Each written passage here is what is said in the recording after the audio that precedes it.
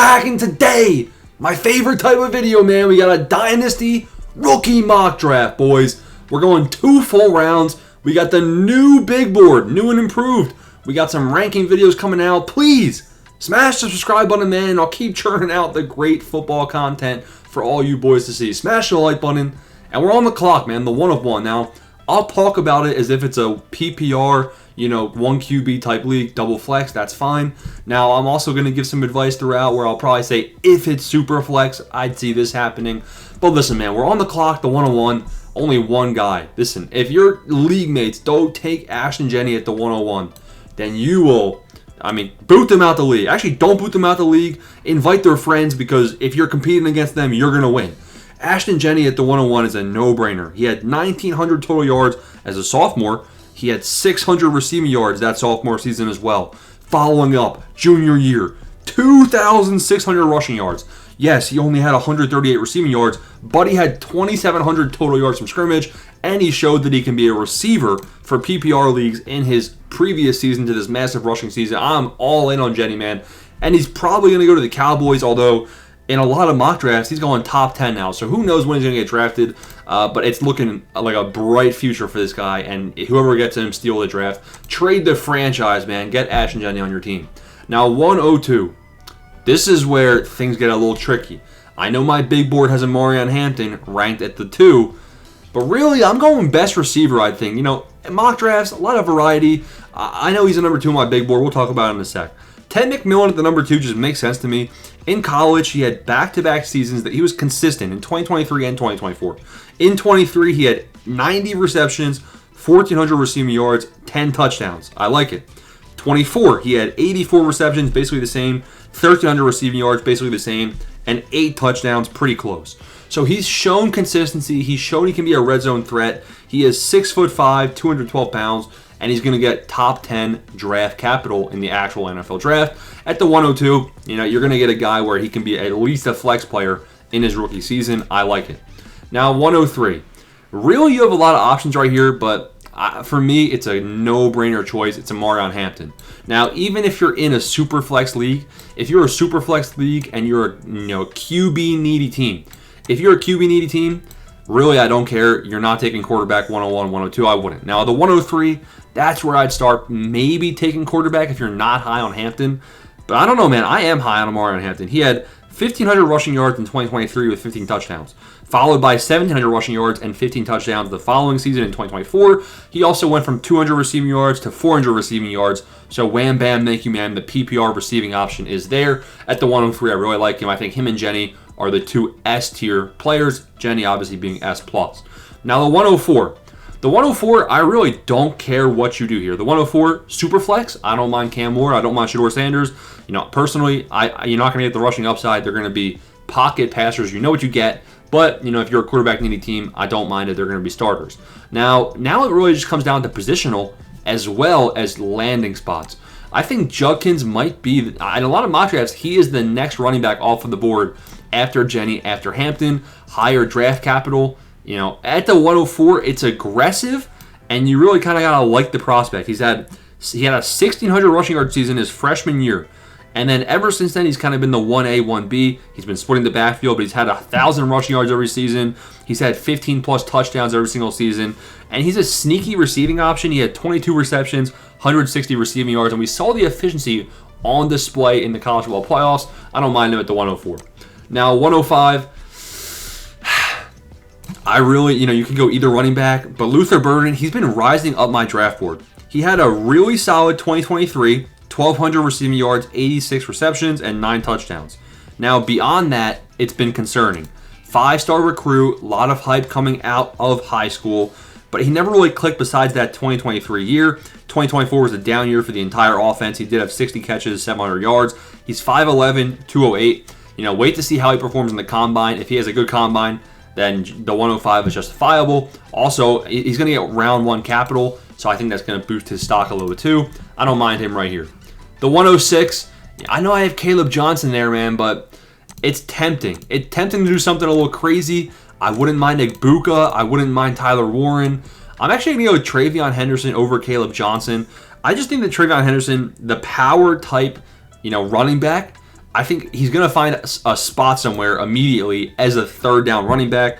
He had 230 receiving yards in 2023, followed by 285 receiving yards in 2024. And he's a power type back, 1,000 rushing yards, 10, 11 rushing touchdowns in the years where he was splitting the backfield.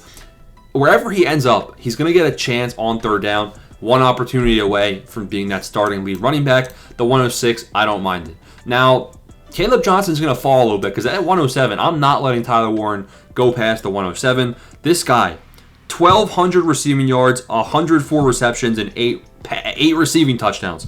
Followed, I say receiving touchdowns because he had 4 rushing touchdowns and 220 rushing yards. He is Taysom Hill, but younger. And the NFL now knows how to use Taysom Hill type players. It's a no-brainer. Don't let Tyler Warren go past the 107, especially not the 108. And I am going to go, 108. I am going to go Caleb Johnson. Before, early on in these ranking videos, I had Caleb Johnson ahead of Quinshon Judkins. I had Caleb Johnson ahead of Travion Henderson. I feel like these two just improved their draft stock a little bit, in my eyes, watching them in the college football playoffs. Caleb Johnson, he didn't really do anything wrong. He had a 2022, 2023, Caleb Johnson was a nobody. Second fiddle. 2024, breakout year, 1,500 rushing yards, 21 touchdowns, a nose for the end zone, 2 receiving touchdowns, 188 receiving yards. He had a really good breakout year. These guys are just more consistent and you know what you're getting, and they might have higher draft capital in the actual NFL draft. But I'm happy with Caleb Johnson at the 108. The 109, do you go quarterback? Do you go quarterback at the 109? No, you don't. You go Egbuka. I'm personally going Emeka Egbuka here.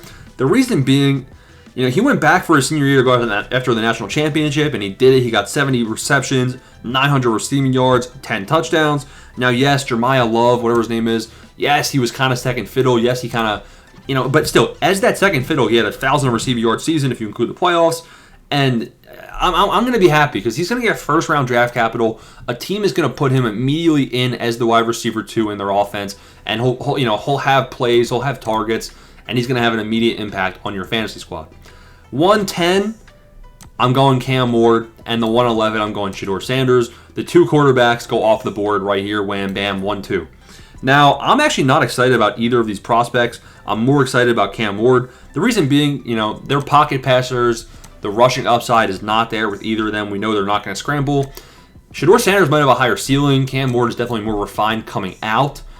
And if we look at the touchdown to interception ratio, that's why Cam Ward is slightly higher for me than Shedeur. So those are the back-to-back quarterback picks. Now the 112, I like Trey Harris here. I like Ollie Gordon here. Don't mind Loveland. I honestly don't mind Jalen Milroe either. I'm not even exaggerating. At the 112, let's have a little fun. Let's be a little freaky. 112, Jalen Milroe off the board. Am I crazy?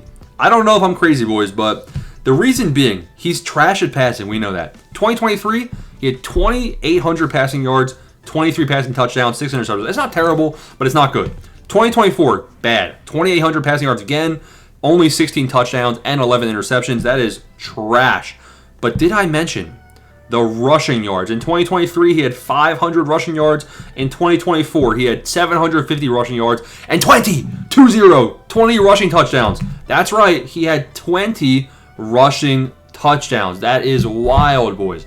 I mean, I'm taking that upside right here all day. Now, the 201, again, there's a lot of good names here. Now you're kind of just, you're not guaranteed to hit on a lot of these guys. Colston Loveland, probably the highest likelihood of hitting is Colston Loveland right here. But I'm going for the big upside. I'm swinging big right here. If you have 201, you already got Genty. If you already got Genty, you could stack Ollie Gordon if you're running back needy. If you already have Genty, I'm going with the second, biggest name, second biggest likelihood. He's going to get first round draft capital.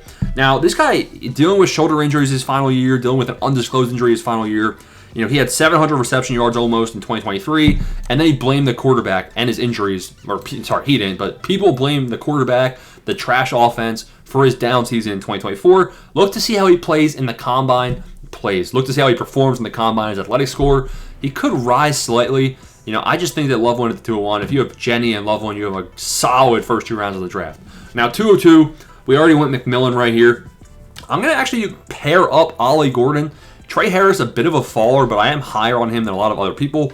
Now, Ollie Gordon, guys, he had a 2,000 scrimmage yard season, 2,100 in 2023, 1,700 rushing yards, 330 receiving yards. 2024, the offense took a step back. He took a step back, and that's fine. You know, I saw what he can do, and I'll be happy with him at the 202. Now, 203, we already went to Morion Hampton here. Now we go for the upside. Now, Matthew Golden's tempting. Trey Harris is tempting. But I misspoke. You know what? I'm taking it as fate. Since I just said Trey Harris is golden, we're going Matthew Golden. Now, Matthew Golden wasn't even in my top 35. He wasn't even on my big board. And now he is, boys. Now he is. He had a very, very solid breakout season, and he's rising on a lot of people's boards. 58 catches, 987 yards, and 9 touchdowns. Only a 3-year player, a lot of development. He's young, and he's kind of unrefined, so he could improve with every team he goes to. Watch the draft capital he gets. Watch the landing spot. At the 204, Trey Harris goes off the board. This guy had a monster season. He had 1,100 receiving yards in only 8 games. That type of production. I don't care if you call the offense Mickey Mouse. I don't care if it was screens. I don't care. He's fast. He's got good hands. A lot of receptions. A lot of receiving yards in only 8 games. Can he stay healthy? Probably. I like him a lot at the 204. Now at 205, things get pretty glitchy here. 205, no, that's risky. Like, what do you do? Luther Burden already went off the board. You already have Luther Burden right here. You already have one of the receivers. But Luther Burden is not necessarily a guarantee. All of the best running backs are off the board now. I think you go Isaiah Bond. Isaiah Bond, I think he's I think he played like trash. He's never had a good season. Best season was 700 receiving yards when he transferred to Alabama. That's fine. I'm not convinced. Now, I'm convinced that there's potentially talent hidden deep inside of him. But the reason he's so low on this board, he's risky. Now, the reason he's going off this board right here, people are saying he's very athletic. If he gets a chance, he's going to make the most of it. So we'll see what happens at the combine. And also, he could get first-round draft capital.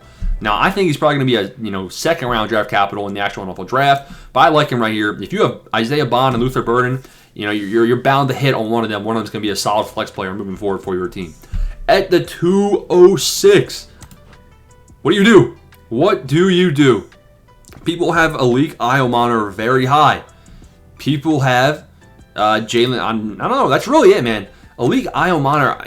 Who do you already have? You already have a running back. You go wide receiver.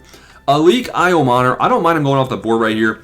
He was the best player on a terrible football team, and he might have the best body control and the best body size in the entire wide receiver class this season. He only had 830 receiving yards, though, but he has superstar potential. I don't mind pairing him up with Travion Henderson. It's a solid draft. At the 207, the 107, we already got Tyler Warren, so Harold Fannin can't go off the board right here. And I'm fine going with Jalen Royals. Jalen Royals is highly, highly, highly underrated. And the reason I say that, listen to this stat. He had 550 receiving yards and 4 touchdowns in his last 3 games combined. Talk about upside. Yes, please. 208, who we got at the 108? Caleb Johnson. You already have the running back. You could go swinging big on the tight end right here. Or you could go swinging even bigger on Travis Hunter. I'm going to go Travis Hunter. Not enough news. I'm sure we'll hear after the draft, how many snaps. But it's looking like he might only get 10 snaps a game at defense. 10 snaps a game on offense. And that he could just be a 0. I could have just wasted his pick. But, I'm thinking that, end of round 2, not much. These guys aren't locks either. So why not go with a guy that, superstar wide receiver potential. At the 209, you already got a Mika Egbuka. You already have one solid wide receiver. I'm going to go Harold Fannin Jr., man. I think don't sleep on Harold Fannin Jr. He set the single season receiving touchdown, tight end, receiving yards, receiving receptions. Like, he had 100-plus receptions. He had 1,600 receiving yards. He had 10 receiving touchdowns. Yes, trash team, trash competition. I don't care, man. The stats don't lie. At the 210, we got Cam Ward. Now, we can't go... Wait. Okay, I was looking for Jalen Milroe. I'm glad he already went off the board. At the 210, Restrepo, Tez Johnson. They're both slot gods. They both have, solid athleticism. But I'm going for the stars, man. I don't mind Dylan Sampson here. I don't mind Scatto. I do mind Scatto. I'm going to go with Xavier Restrepo, man. I'm going Xavier Restrepo and Tez Johnson, both back-to-back off of the board. So, we got the two teams with both of the quarterbacks. They go Restrepo, they go Tez Johnson. And at the 112, I don't know, man. Let's go Dylan Sampson. Let's go Dylan Sampson to finish off the draft, to pair up Jalen Milroe with Dylan Sampson. I think this is a pretty solid mock draft overall. You can see these teams right here, 110, 111, 112. These are probably my least favorite spots to draft. I do like getting Jalen Milroe, though. So, if you're 110, 111, 112, one of those picks, it's not looking good. You can see the top 9. The top 9 off the board I really, really like. Now, if you're at the 110, 111, and one of these bums shoves up Cam Ward and Shedeur Sanders ahead of you, you could be looking like you're in a good spot. That's the mock draft, boys. Smash the like and subscribe button. Comment down below how I did. Peace out. Thanks for watching.